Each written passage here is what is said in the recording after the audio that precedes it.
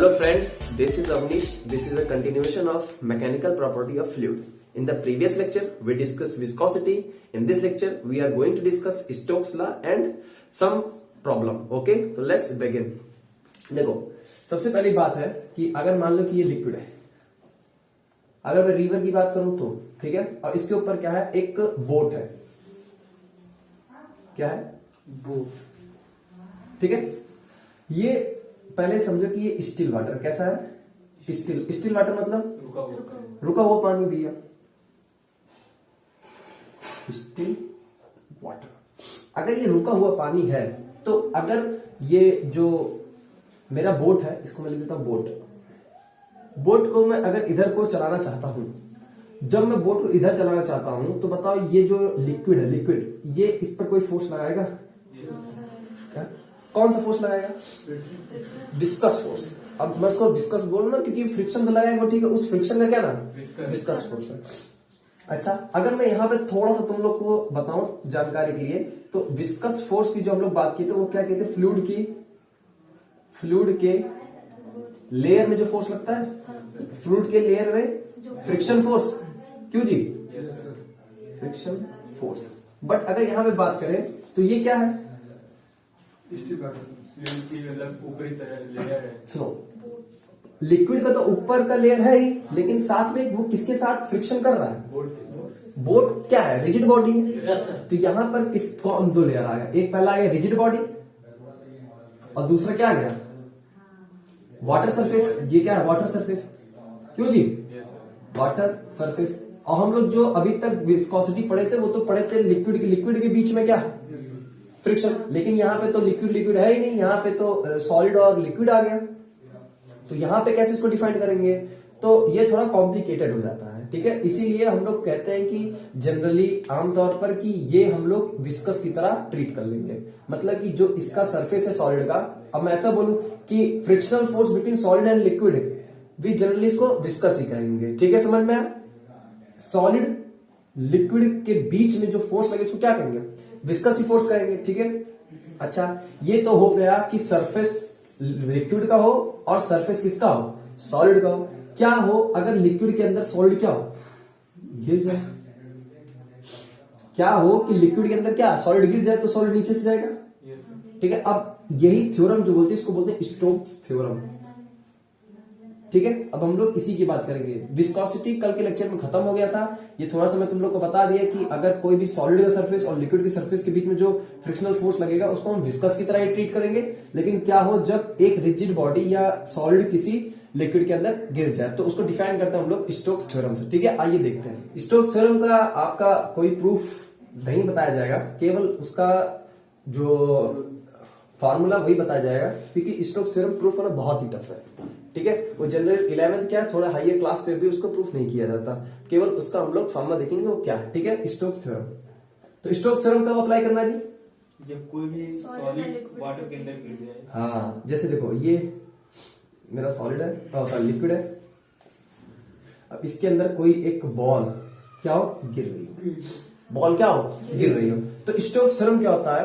-6 pi eta are we. ठीक है, ये क्या है? स्टोक्स थ्योरम है. ठीक है, ये स्टोक्स फार्मूला, इसको याद कर लो. -6 पाई एटा आर वी. जहां पे ये क्या है? एटा क्या है? Coefficient of viscosity. ठीक है, ये क्या है? Viscosity coefficient. Coefficient of viscosity. ठीक है. अच्छा, आर क्या है? रेडियस. किसकी रेडियस? बॉल की. कोएफिशिएंट ऑफ विस्कोसिटी मतलब कल बताया रेडियस ऑफ बॉल. जैसे मैं तुम्हें समझा, देखो ये मान लो कि एक स्लांट सरफेस है. ठीक है, इसके ऊपर मैं वाटर गिराया और इसी के ऊपर मैं हनी गिराया, तो कौन जल्दी नीचे गिर जाएगा? वाटर नीचे गिर जाएगा. ठीक है. क्या इस पे mg sin थीटा दोनों बराबर ही लगा है? mg sin थीटा जान लो ना क्या चीज है, जो स्लोप पे रखा जाता था. इस पे भी वही फोर्स लगा, इस पे भी वही फोर्स लगा, लेकिन ये ढलक ये नहीं ढलक. क्यों? क्योंकि ये क्या है? प्रॉपर्टी है मटेरियल. उसी प्रॉपर्टी को बोलता है कोफिशिएंट. विस्कोसिटी, जिसका विस्कोसिटी कोफिशिएंट ज्यादा होगा वो ट्रेवल बहुत कम करेगा। समझ में? अब इसी को आगे देखो, ठीक है। v क्या है? v ball, velocity of ball, velocity of ball, ठीक है। 6 कांस्टेंट ही है, पाई कांस्टेंट ही, एटा क्या हो गया? कोफिशिएंट ऑफ विस्कोसिटी, आर क्या हो गया? रेडियस ऑफ बॉल, वी क्या हो गया? Viscosity of ball. देखो समझो, स्टोक्स थ्योरम में आर आया, आर और रेडियस है, तो रेडियस किसकी होगी? जो गिर रहा है। शेप ऑफ स्फीयर ही तो है वो, और किस में रेडियस होती है? सिलेंडर में होती है, लेकिन वो लेंथ भी होती है उसमें। केवल अगर आर पे डिपेंड कर रहा है तो वो मेरा क्या है? केवल स्फीयर है। तो स्टोक्स थ्योरम केवल स्फीयर की लगती है। अगर आप यहाँ पे कोई और शेप कर लेंगे तो उसमें स्टोक्स थ्योरम अप्लाई नहीं होगी। तो उसमें वॉल्यूम, सरफेस एरिया, उसमें बहुत सारा चीज होगा जिसको हम कंसीडर करके ये फॉर्मूला डिराइव करेंगे, ठीक है। इसीलिए हम केवल किसको कंसीडर कर रहे हैं? सरफेस का, और सॉरी स्फीयर का, ठीक है। अब आगे देखो, ठीक है। अब ये थोड़ा समझो कि स्टोक्स थ्योरम क्या, ये माइनस साइन क्या है? माइनस साइन क्या रिप्रेजेंट कर रहा है? निगेटिव डायरेक्शन में उसकी वेलोसिटी का क्या करेगा? अपोज करेगा। तो ये मैंने 6 पाई एटा आर बी, ठीक है। अब देखो इसको थोड़ा सा और हम लोग समझते हैं कि क्या है। यही पे कौन सा टाइप है? टर्मिनल वेलोसिटी का, ठीक है।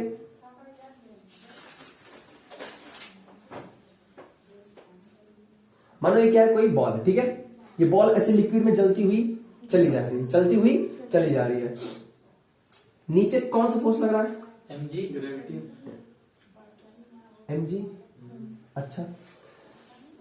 जब ये पानी में मर्ज है, पानी में क्या है? मर्ज है, तो इसके ऊपर कौन सा फोर्स लगेगा? हाँ बताओ, कौन सा? वाटर फोर्स लगाएगा उस पे। बायोन्सी लगेगी? बायोन्सी लगेगी? अच्छा, क्या ये बायोन्सी सभी लिक्विड में लगेगी? कंफर्म हो? लेकिन क्या हर लिक्विड में अलग अलग लगेगी? सोचो, हनी में तुम बॉल डालो तो वो थोड़ा दिक्कत से जाएगी, अगर उसी को वाटर में डालो तो आराम से चली जाएगी। तो बताओ, क्या ये इस पे कोई एक और फोर्स लग रहा है जो कि किस पे डिपेंड है? प्रॉपर्टी ऑफ फ्लूइड पे। तो वो कौन सा? Stokes theorem. इसमें देखो एटा है, ये क्या है? Viscosity coefficient. तो अच्छा, वेलोसिटी इधर है, तो ये किधर लगेगा? विस्कस फोर्स ऊपर लगेगा, ये ऊपर लगेगा विस्कस फोर्स। और ये कितना है? स्टोक्स थ्योरम से मैं ऐसे बता रहा हूं, स्टोक्स थ्योरम से अपन लोग लिखेंगे, ठीक है। अब तुम लोग ये बताओ, जनरली अगर एक किसी भी लिक्विड में बॉल को डाला जाए, ठीक है, तो बताओ उसकी वेलोसिटी बढ़ती रहेगी, घटती रहेगी? सोच के बताओ। अब देखो, वो बढ़ती रहेगी हमेशा। कैसे बढ़ती रहेगी इसको ध्यान समझो। वेलोसिटी है, ध्यान समझो कि क्यों वेलोसिटी बढ़ती रहती है ना। देखो, जैसे अगर ये मेरा कोई भी कंटेनर, ठीक है, इस पे, ठीक है, अगर इसके सरफेस पे मैं कोई ऑब्जेक्ट रखा हूं, ठीक है, जब इस समय इसकी इनिशियल वेलोसिटी 0 है, इनिशियल वेलोसिटी क्या है? 0, ठीक है। अगर इसकी इनिशियल वेलोसिटी 0 है, तो अगर हम लोग स्टोक्स थ्योरम से जो फोर्स लगता है, अगर उसको हम लोग देखेंगे तो क्या होता है? -6 पाई एटा आर वी, जहां पे वी क्या होती है? वेलोसिटी ऑफ दिस बॉल जो नीचे गिर रही है, ठीक है। अच्छा, अब देखो, जब ये बॉल इनिशियली पे थी तब इसकी वेलोसिटी 0 थी, तो उसमें स्टोक्स भी 0 लगा था, स्टोक्स फोर्स। लेकिन जैसे ये नीचे आएगी, जब ये नीचे आएगी तो इसकी वेलोसिटी बढ़ेगी कि घटेगी? बताओ आप लोग। देखो, जैसे ही ये इस पानी के नीचे आएगी बॉल, तो इस पे कौन सा फोर्स लगेगा? सबसे पहले बायोन्सी लगने लगेगा, बायोन्सी लगेगा, और सेकंड क्या लगेगा? mg लगेगा, ठीक है। अब जैसे ही इस ऑब्जेक्ट के पास वेलोसिटी आ गई, वैसे स्टोक्स थ्योरम की जो विस्कोसिटी फोर्स है वो भी लगना चालू हो जाएगा, और वो क्या है? -6 पाई एटा आर वी, ठीक है। अब देखो, ये बॉल नीचे आ रही है, इसका मतलब जो mg है वो अभी ग्रेटर है किससे? बुयांसी से, प्लस इस स्टोक्स फोर्स से, स्टोक्स थ्योरम के द्वारा जो फोर्स लग रहा है, ठीक है, या इसको विस्कस फोर्स में डायरेक्ट लिख देता हूं, विस्कस फोर्स, ठीक है। अब देखो, ये फोर्स एफ नेट इस समय नीचे की ओर ज्यादा है, mg is greater then these two forces, तो एक्सेलरेशन नीचे को है, तो इसकी वेलोसिटी बढ़ेगी, और जैसे जैसे इसकी वेलोसिटी बढ़ेगी वैसे वैसे ये स्टोक्स का विस्कस फोर्स भी इंक्रीज करता रहेगा, ठीक है। एक्सेलरेशन नीचे है तो इसकी वेलोसिटी बढ़ गई, और जैसे जैसे वेलोसिटी बढ़ती रहेगी वैसे वैसे क्या है, विस्कस फोर्स भी बढ़ता रहेगा। तो एक समय ऐसा आएगा कि इसका विस्कस फोर्स जो कि वेलोसिटी पे डायरेक्टली प्रोपोर्शनल है, अगर वेलोसिटी इंक्रीज कर रही ये इंक्रीज कर रहा है, तो एक समय ऐसा है कि mg इन दोनों फोर्स से क्या हो जाएगा, बैलेंस हो जाएगा। जिस समय mg इन दोनों फोर्स से बैलेंस हो जाएगा उस समय नेट फोर्स इस पार्टिकल पे क्या हो जाएगा, जीरो हो जाएगा। और जिस समय नेट फोर्स जीरो हो जाएगा उस समय इसकी वेलोसिटी क्या हो जाएगी, कांस्टेंट हो जाएगी। वेलोसिटी क्या हो जाएगी, कांस्टेंट। और जैसे वेलोसिटी कांस्टेंट होगी, इसी कांस्टेंट वेलोसिटी को ही हम लोग नाम देते हैं क्या, टर्मिनल वेलोसिटी। ठीक है, आई होप ये आपको समझ में आया होगा। क्या एक समय ऐसा होगी ये गिरते गिरते गिरते गिरते गिरते गिरते गिरते गिरते इसकी वेलोसिटी में नेट फोर्स जीरो हो जाए? सर मेरे समझ में नहीं आया। मैं कह रहा हूं इसकी वेलोसिटी कंटिन्यूअसली बढ़ती रहेगी, वेलोसिटी कंटिन्यूअसली इंक्रीजिंग रहेगी। अगर वेलोसिटी कंटिन्यूअसली इंक्रीजिंग रहेगी तो बताओ ये स्टोक्स थ्योरम जो है वो वेलोसिटी पे डिपेंड कर रहा है? अगर स्टोक्स थ्योरम वेलोसिटी पे डिपेंड कर रहा है तो वेलोसिटी बढ़ रही है, तो क्या ये भी फोर्स बढ़ रहा है? अगर ये फोर्स बढ़ रहा है तो एक समय ऐसा आएगा कि mg और ये दोनों फोर्स क्या हो जाएंगे, बैलेंस हो जाएंगे। समझ रहे हो बात को? फिर से एक बार बता रहा हूं, mg फोर्स नीचे को लग रहा है, जब mg फोर्स और ये दोनों फोर्स बराबर हो गए तो उस समय इस बॉडी पे नेट फोर्स कितना, नेट फोर्स कितना हो गया, जीरो। नेट फोर्स, अगर नेट फोर्स जीरो हो गया इसका मतलब एक्सेलरेशन जीरो हो गया। अगर एक्सेलरेशन जीरो हो गया तो वेलोसिटी कांस्टेंट हो गई, वेलोसिटी कांस्टेंट हो गई। तो क्या होगा, इसका ग्राफ देखो, पहले वेलोसिटी बढ़ रही बढ़ रही बढ़ रही बढ़ रही बढ़ रही, उसके बाद वेलोसिटी कांस्टेंट हो गई। टाइम के रिस्पेक्ट में ये वेलोसिटी है, वेलोसिटी पहले बढ़ रही थी टाइम के साथ, लेकिन जब ये दोनों फोर्स क्या हो गए, बैलेंस हो गए, तो ये कांस्टेंट वेलोसिटी चलती चली जाएगी। इसी वेलोसिटी को बोलते हैं क्या, टर्मिनल वेलोसिटी। टर्मिनल समझ में आया? तो टर्मिनल वेलोसिटी क्या है, उस समय तक वेलोसिटी बढ़ती है, उसके बाद एक्सेलरेशन जीरो हो जाए तो वेलोसिटी कांस्टेंट हो जाए। समझ में आया? इसको क्या बोलते हैं, टर्मिनल वेलोसिटी। अच्छा अब ध्यान समझो, ये जो फोर्स है इसको बोलते हैं क्या, ड्रैग फोर्स, जो कि वेलोसिटी को क्या कर रहा है, अपोज कर रहा है। ऐसे समझो, जब बारिश होती है, जो बूंदे गिरती है किसकी, वाटर्स की, तो क्या वो जब नीचे गिरती है तो उस पर क्या लगता रहता है, एयर का फोर्स लगता रहता है ना हमेशा। तो क्या वो एयर फोर्स एक तरीके ड्रैग का काम कर रहा है? तो एक समय ऐसा है उसका मास कुछ होगा, वो नीचे गिर रही mg के साथ, तो उसका वेलोसिटी हमेशा बढ़नी चाहिए, हमेशा वेलोसिटी बढ़नी चाहिए। क्या ऐसा होता है, जब तुम लोग क्वेश्चन करते हो तो कहता है कि रेन की स्पीड 5 मीटर पर सेकंड है या 10 मीटर पर सेकंड है, तो ऐसे क्यों कह रहा है, वो तो हमेशा बढ़नी चाहिए, लेकिन ऐसा नहीं है। जब वो वाटर हमेशा गिरता रहता है तो उस पर ड्रैग फोर्स लगता रहता है, वो ड्रैग फोर्स इस mg के बराबर हो जाता है, तो उस पर नेट फोर्स जीरो हो जाता है। जब उस पर नेट फोर्स जीरो तो एक्सेलरेशन जीरो, जब एक्सेलरेशन जीरो तो उसकी वेलोसिटी कांस्टेंट होगी। तो इसी कांस्टेंट वेलोसिटी क्या बोलते हैं, टर्मिनल वेलोसिटी। आई होप ये टर्मिनल वेलोसिटी आपको समझ में आया होगा। अच्छा देखो, अब हम लोग क्या करने चल रहे हैं, हम लोग फाइंड करने चल रहे हैं, क्या फाइंड करने चल रहे हैं कि टर्मिनल वेलोसिटी होगी कितनी, टर्मिनल वेलोसिटी जो आई है वो होगी कितनी। अच्छा ये तुम लोग बताओ, टर्मिनल वेलोसिटी कब अचीव करेगा, जब वेलोसिटी कांस्टेंट, जब जीरो हो जाए, एफ नेट क्या हो जाए, जीरो। अच्छा एफ नेट जीरो कब होगा, जब ये दोनों फोर्स इस mg के बराबर हो जाए, फोर्स एक मतलब बराबर हो जाएगा, मतलब mg इज इक्वल टू ये दोनों फोर्स। Yes sir. अच्छा ऊपर कौन कौन फोर्स लग रहे हैं, स्टोक्स कितनी है, -6 एटा आर डी, ठीक है। अच्छा बायोन्सी ऊपर लग रही है। अच्छा बायोन्सी, चलो मैं बोल रहा हूँ लिक्विड की डेंसिटी रो है। अच्छा इसका मास m है, ठीक है, और इसकी डेंसिटी सिग्मा है। तो बताओ बायोन्सी कितनी लगाएगी, बायोन्सी फोर्स कितना होता है, mg लगाती है बायोन्सी, mg लगाती है, mg लगाती है, हाँ, और m कितना होता है, m sir mass of body, rho v, density equal to mass upon volume, mass equal to density into volume. तो बायोन्सी में किसका वॉल्यूम लेते हैं, ऑब्जेक्ट का। तो बताओ कितना होगा, पहली बात तो डेंसिटी कितनी है, रो, वॉल्यूम कितनी है, 4/3 पाई आर क्यूब इंटू जी, यही तो लिखते हैं। ये बेसिकली किसके बराबर है, mg की। अच्छा mg है, इसकी डेंसिटी सिग्मा है। तो और बताओ तो इसका नीचे कितना लग रहा है, मास बोलो इसका, sigma 4/3 pi R cube G, pi R cube G, यही तो हुआ। Yes, sir. अच्छा इसको इधर लेके चले जाओ, हमको ये भी कौन सी टर्मिनल वेलोसिटी वाले हैं। अच्छा क्योंकि जब ये दोनों फोर्स इक्वल तभी तो टर्मिनल वेलोसिटी आएगी, हाँ। तो अब इसकी वैल्यू मेरे को निकालनी है, इसको उधर भेजो, क्योंकि this force is equal to this force is equal to this force.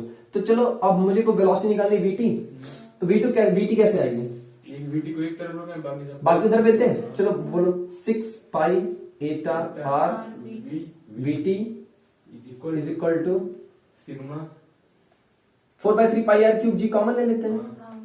4/3 pi R cube G common, bracket में क्या बचेगा, सिग्मा माइनस रो। अच्छा मुझे बताओ कि इसमें सिग्मा बड़ा है रो बड़ा है, सर रो बड़ा है। का है, सर वाटर का वॉल्यूम ज्यादा है ना। इतना तुम लोग गधेड़ा वाला काम करते हो। ये कब ये डूबेगा, सर जब वो बड़ा हो इस पानी से, क्या बड़ा हो, मतलब रो मतलब जो है ये सिग्मा जो है वो बड़ा हो रो। ये कब डूबेगा जी, बताओ कब डूबेगा, when density of the material is greater than the density of liquid, भाई तभी तो डूबेगा ना यार। एक से एक तुम लोग भाई पढ़ाई लिखाई करो, बिल्कुल जीरो कर रहे हो। अब वीटी कितना आ जाएगा, 8 से यार एक कैंसिल आउट हो गया, स्क्वायर बच गया, और कुछ कैंसिल हो रहा है, पाई से पाई कैंसिल हो गया, ये 2 3 जा 6 हो रहा है, और ये 2 2 जा 4 हो रहा है। तो यहां से कितना आ गया, वीटी इक्वल टू 8 नीचे आएगा, 3 नीचे आएगा तो कितना हो जाएगा, 2/9। Yes sir. क्यों जी, आर स्क्वायर क्यों जी इंटू जी डिवाइड में एटा, अब ब्रैकेट में क्या बचेगा, ये जी दो बार नहीं है, ये माइनस, बोलो क्लियर है। This is the terminal velocity. तो बता टर्मिनल वेलोसिटी किस पे डिपेंड कर रही है जी, रेडियस पे। रेडियस पे। अच्छा बताओ अगर छोटा तुम बॉल डालोगे या बड़ा बॉल डालोगे तो कुछ तो अंतर रहेगा। अच्छा और ये एटा है। अच्छा बताओ क्या विस्कोसिटी पे डिपेंड कर रही है, नहीं, Yes, sir. ज्यादा विस्कोस होगा लिक्विड तो बहुत धीरे धीरे होगा काम।